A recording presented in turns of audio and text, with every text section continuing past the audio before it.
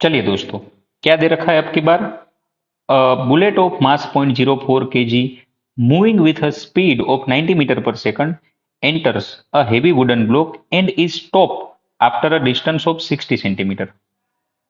What is the average resistive force exerted by the block on the bullet? चलिए, हमें एक block दे रखा है, एक बुलेट दे रखी है, बुलेट का मास दे रखा है 0.04 kg। चलिए, 0.04 kg मास दे रखा है, जो कि ये जा रही थी इनिशियल स्पीड कुछ u equal to 90 metre per second से, जो कि एंटर हो रही है एक ब्लॉक में। जैसे ही दिखाया गया है, ये बुलेट कुछ 60 सेंटीमीटर ट्रैवल करके यहाँ पे रुक रही है। अगर रुक रही है तो फाइनल वेलोसिटी इसकी हो जाएगी 0। हमें पूछा ये गया है कि ये ब्लॉक बुलेट पे कितना रेजिस्टिव फोर्स लगाएगा। जैसे ही आपको बता दिया है, यहाँ इनिशियल स्पीड दे रखी है, फाइनल स्पीड दे रखी है, डिस्टेंस बताया गया है, तो भाई इसमें से एक्सेलरेशन तो हम निकाल ही सकते हैं।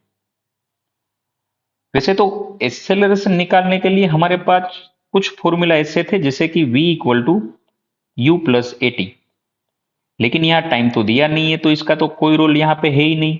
जैसे एक दूसरा फॉर्मूला भी था s equal to u t plus half a t square, तो यहाँ भी टाइम नहीं दिया है, तो u t plus half a t square का भी कोई रोल नहीं है। जैसे कि v square minus u square equal to 2as। अब यहाँ इनिशियल स्पीड, फाइनल स्पीड और ये इनिशियल से फाइनल करने में कितना डिस्टेंस ट्रैवल कर रहा है, ये भी हमें बता दिया है।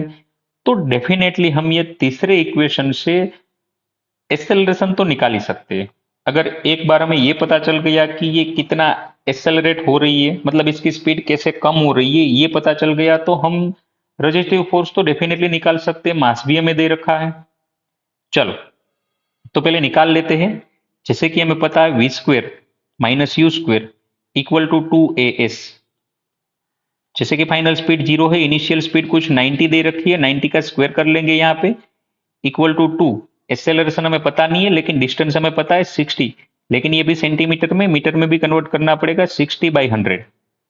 चलिए, मीटर में कन्वर्ट हो गया। अब एक्सेलरेशन यहाँ से निकाल लो, आंसर और माइनस में आएगा, और माइनस में आना भी चाहिए क्योंकि ये रिटार्डेशन है, रेजिस्टिव फोर्स लग रहा है, तो नेगेटिव आएगा आंसर। कोई बात नहीं है। कैसे मैं लिख सकता हूं? 90 का स्क्वेयर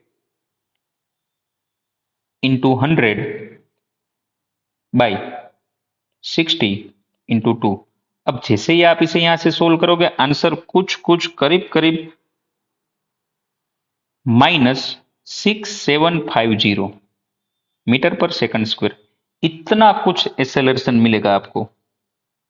अब जैसे ही हमें पता है हमें फोर्स निकालना है, तो क्या फोर्स मैं ऐसे निकाल सकता हूं, F equal to m a. अब आपको मास दिया है कुछ 0.04 kg और एक्सेलरेशन कुछ मिला -6750। अब इन दोनों का आप मल्टीप्लीकेशन कर लो, तो ये कुछ 270 -270 न्यूटन आएगा, और ये माइनस यही दिखा रहा है कि ये रेजिस्टिव फोर्स है, तो इतना फोर्स लगेगा। Thank you.